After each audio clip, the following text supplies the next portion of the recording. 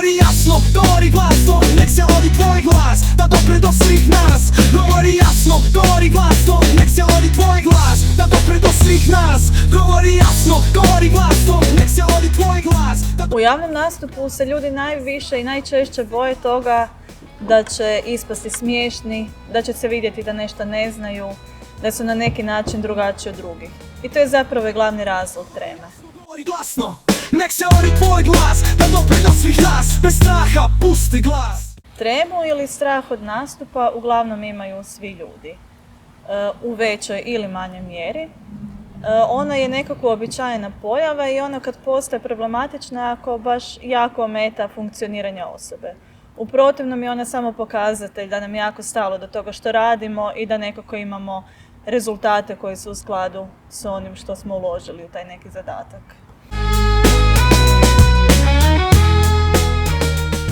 Ja sam imala jako veliku tremu jer sam išla u glazbenu školu i svaki put prije javnog sata, to su bili nastupi koje smo imali iz instrumenta, svaki put prije tog nastupa sam imala ogromnu tremu.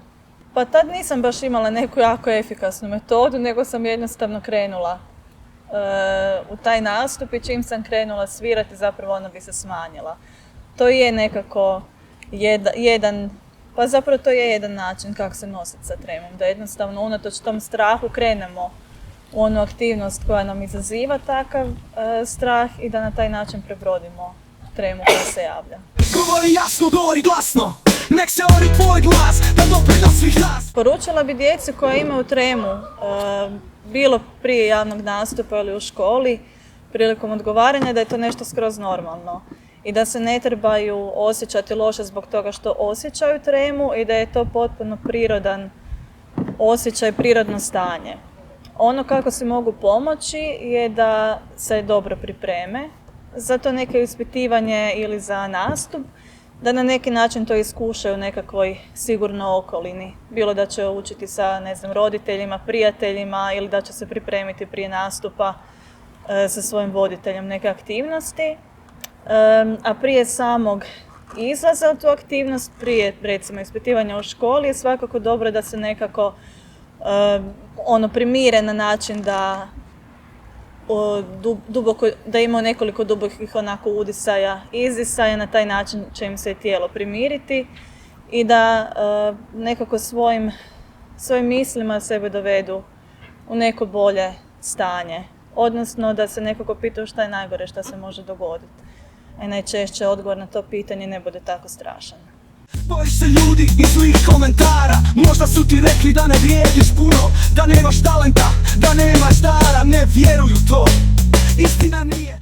U situacijama kada u školi nešto naučimo i mislimo da to znamo ili znamo da to znamo, ali nas svejedno trema nekako preplavi ili se bojimo dati odgovor od straha da ćemo pogriješiti, poručila bi da uvijek date taj odgovor. Jer najgore što se može dogoditi da date krivi odgovor. A velika je vjerojatnost da će taj odgovor biti točan. Tako da je to, nema straha. Govori jasno, govori glasno. Stvarno bi od srca željela klincima poručiti da se ne trebaju bojati tog osjećaja treme. Da nek znaju da je to nešto što mi svi ljudi to osjećaju.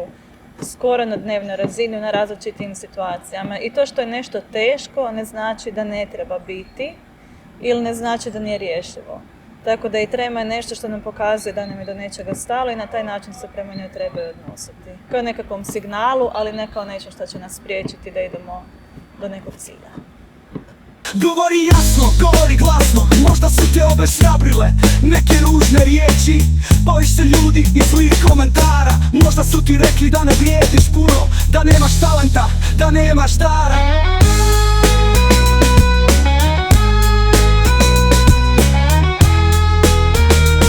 Govori jasno, govori glasno, nek se odi tvoj glas, da dopre do svih nas. Govori jasno, govori glasno, možda su te obeshrabrile neke ružne riječi. Bojiš se ljudi i zlih komentara, možda su ti rekli da ne vrijediš puno, da nemaš talenta, da nemaš dara, ne vjeruju to.